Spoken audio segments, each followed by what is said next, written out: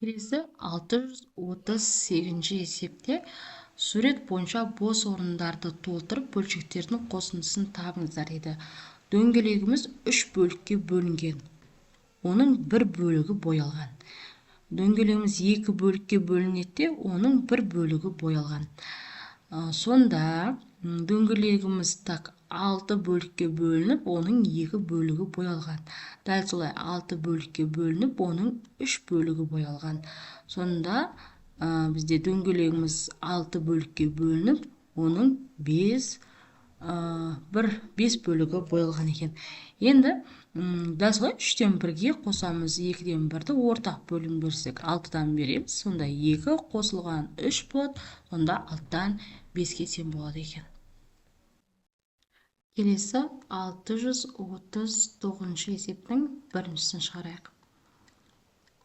4-тен 3 азайтылған 6-дан 1 көбейтілген 7-тен 3. Ортақ бөлім береміз. 12 санынан 2 болады, 3 болады. Бөлшектің бөлімді сонда 12, алдында 9 азайтылған 2 көбейтілген 7-тен 3 тен 12-ден 7-ге тең болады.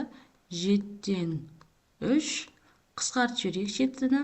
12 мен 3-ті қысқартамыз 3 санына, сонда 4-тен 1-ге тең болады екен. Келесі екіншісін шығарайық. 15-тен 4 қосылған 3-тен 2 бөлу 5-тен 2 тең. Ортақ бөлім береміз. 15 санынан 5 болады. Бөлшектің бөлімінде 15, 4 қосылған 10, 14-ге тең болады. Көбейту деп жазаламда 5-ті алымына шығарып, 2-ні бөліміне түсірем. Тең қысқартамыз, 2 санына 7 болады. 5 санына қысқартсақ 3 болады. Сонда 3-тен 7-ге тең. Ол дегеніміз 2,3-тен 1-ге тең болады екен. Келесі үшіншісін шығарайық. 9-дан 4 қосылған 6-дан 1 көбейтілген 11-ден 9 тең. Ортақ бөлім 18 санынан 2 болады, 3 болады. Бөлшектің бөлімінде 18, 8 қосылған 3 11-ге тең болады. 11-ден 9 қысқартып жібереміз. 11 санының өзіне қысқарып кетеді. 9-ға қысқартатын болсақ 2 болады. Сонда 2-ден 1-ге тең болады екен. Келесі төртіншісін шығарайық. 11-ден 8 көбейтілген жақша 6-дан 5 азайтылған 8-ден 3. Ортақ бөлім береміз. 24 санынан 4 рет бар, 3 рет бар. Тең 11-ден 8 көбейтілген 24 болады. 20 азайтылған 9 11-ге тең болады. Тең 11 мен 11 қысқарып кетеді. 8 санына қысқартатын болсақ 3 болады. Сонда 3-тен 1-ге тең болады екен. Келесі 5-шісін шығарайық. 5-тен 3 бөлінген жақшаның ішіне 5-тен 4 азайтылған 2-ден 1. Ортақ бөлім береміз. Ол санынан 2 болады, 5 болады.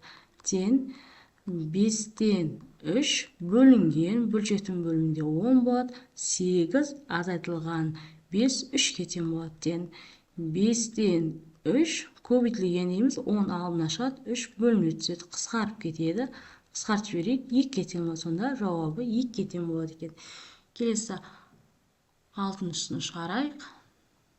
8-ден 3 көбейтілген 12-ден 7 қосылған 4-тен 3. Ортақ бөлім 12 санының өзіне болады. 3-тен береміз.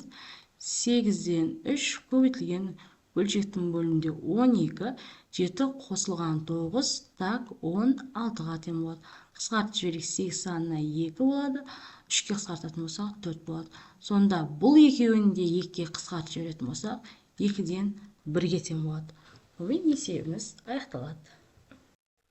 640 есептің біріншісін шығарайық. Аралас санында 1-ден бұрыс бөлшекке айналып жазам. Бөлшектің бөлімінде 3, 10 болады. көбейту дейміз. Бөлуді де бірден көбейтуге айналдырып жаздым. Ал мына 3 шығады да 2 бөлме түседі. Көбейтілген 5-тен 1 тең қысқартайық. Қысқартайық 5 болады. 5 пен 5 қысқарып кетеді. 3 пен 3 қысқарып кетеді. Сонда нәтижесі 1-ге тең болады екен. Келесі екіншісін шығарайық. 5-тен 4 көбейтілген аралас санды бұрыс бөлшекке айналдырып жазам. 2 5 болады. Көбейту деймізде 6-ны бөлшектің бөлме түсіреміз де алдына 1-ді шығарамыз. Тең. Так, 5 пен 5 қысқарып кетеді. Қысқартып жіберейік, 2 санына 2 болады.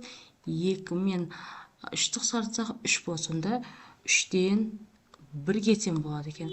Келесі үшіншісін шығарайық. Берілгеннен кейін аралас санды бірден бұрыс бөлшекке айналдырып жазып жатырмын.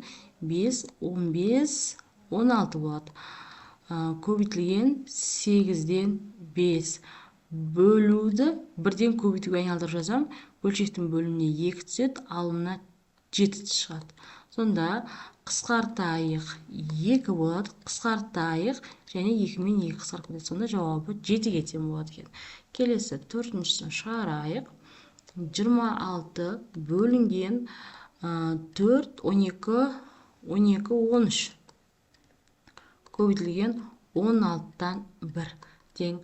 26 санының өзін жаз қоямын. Көбейту деймізде 13 бөлшектің бөлімі түседі. 4 алына шығады. Көбейтілген 16-тан 1 тең. Қысқартамыз 4 болады. Қысқартамыз 2 болады. Қысқартып жіберейік 2 болады. Сонда 2-ден 1-ге тең болады екен. Келесі 5-шісін шығарайық. 8, 32, 33 болады. Көбейтілген 11-ден 6 бөлу 4, 8, 9 болады екен. Қысқартып жіберейік 3 болады. Қысқартып жіберейік 4, 3 болады. Жазып жазайық 4, алымында 9. Енді бөлшектің бөліміне 9 шығарып, 4-ті алымына шығарып жүреміз. Сонда 4 пен 4 қысқарып кетеді, 9 пен 9 қысқарып кетеді. Нәтижесі 1-ге тең болады екен. Келесі 6-шысын шығарайық. Бөлшектің бөлімінде 7 болады. 7, 8 көбейтілген 4, 3. Көбейту бөлшектің алымына 10 шығарамын, 3-ті бөліміне түсірем. Қысқартып жіберем. Қысқартамын 4 санына 2 болады. Сонда бөлшектің алымы 20, бөлімі 7 болады. Сонда 2 бүтін 7-тен 6-ға тең болады. Сонымен есебіміз аяқталады. Келесі 641-ші есептің біріншісін шығарайық. 5-тен 3 көбейтілген 9-дан 4 қосылған аралас санды бұрыс бөлшекке айналдырып жазайын. Бөлшектің бөлімінде 3, 4-ке тең болады. Тең. Қысқартайық 3 санның өзіне 3 болады. Сонда бөлшектің бөлімінде 15-тен 4 қосылған 3-тен 4 болады екен. Ортақ бөлім берем 15 санынан 5 болады. Сонда бөлшектің бөлімінде 15, 4 қосылған 20. Сонда 15-тен 24-ке тең. Ол дегеніміз 24 санның ішінде 15 бір рет бар. 15 алымда 9 болады. 3 санына қысқартатын болсақ 5-тен 3-ке тең болады. Онда 1 бүтін 5-тен 3-ке тең екен. Келесі екіншісін шығарайық. Аралас санды бұрыс бөлшекке айналдырып жазам.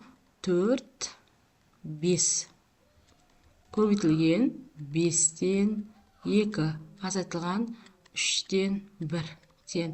Қысқартып жібереміз. Қысқартамыз 2-ке.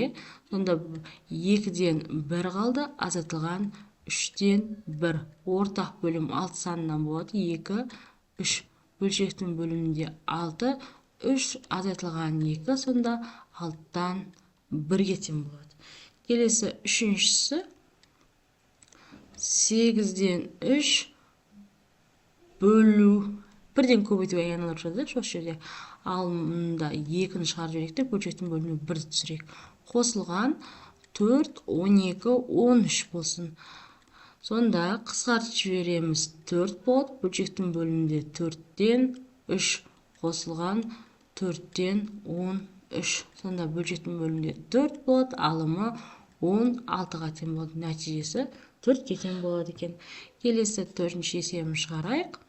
6-тан 5 көбейту деймізде 3-ті алымына шығарып 1-ді бөліміне түсіріп жіберейік. Қосылған 8 11 тең. Так, қысқартайық. 3 санына 2 болады. Бөлшектің бөлімінде 2-ден 5 қосылған 8-ден 11. Ортақ бөлім 8 саны өзі болады. 4-тен бөлеміз. Бөлшектің бөлімінде 8, 20 қосылған 11 тең. 8-ден 31 тең. Бұл дегеніміз 8 санының ішінде 31 санының ішінде 8 бізде 3 рет бар. 7 болады, 8 болады екен. 3,8-ден 7-ге тең екен. Келесі 5-шісін шығарайық. Так, бөлшектің бөлімінде 5, 7 болады. Көбейтілген 7-ден 5 қосылған 8-ден 3 тең. Қысқарып кетеді. Сонда жауабы 8-ден 3-тің өзі ғана қалады екен. Келесі жоқ, қысқарып кетеді, 1-ге тең болады ғой. Қосылған 1 бар. Ортақ бөлім береміз 8-ден. Сонда бөлшектің бөлімінде 8, алымы сонда 11-ге тең болады. Ол дегеніміз 1,8-ден 3-ке тең болады екен. Бізде қосу екен ғой. Көбейту болған жағдайда ғана өзіне тең болар еді. Келесі 6-шысын шығарайық. Бөлшектің бөлімінде 3, 6, 7 болады. Бөлінген 9, 14. Азайтылған 6-тан 5 тең. 3-тен 7 көбейтілген 14-ті бөлшектің бөліміне түсіреміз де 9-ды алымына шығарамыз. Қысқартып жіберейік. 2 болады, 3 болады. Сонда 2-ден 3-ке тең. Азайтылған 6-тан 5 тең. Ортақ бөлім 6 санынан болады. 3-тен берем. Бөлшектің бөлімінде 6, 9 азайтылған 5 4-ке тең болады. Қысқартайық 2 санына. Сонда 3-тен 2-ке тең болады екен. Мен есебіміз аяқталады.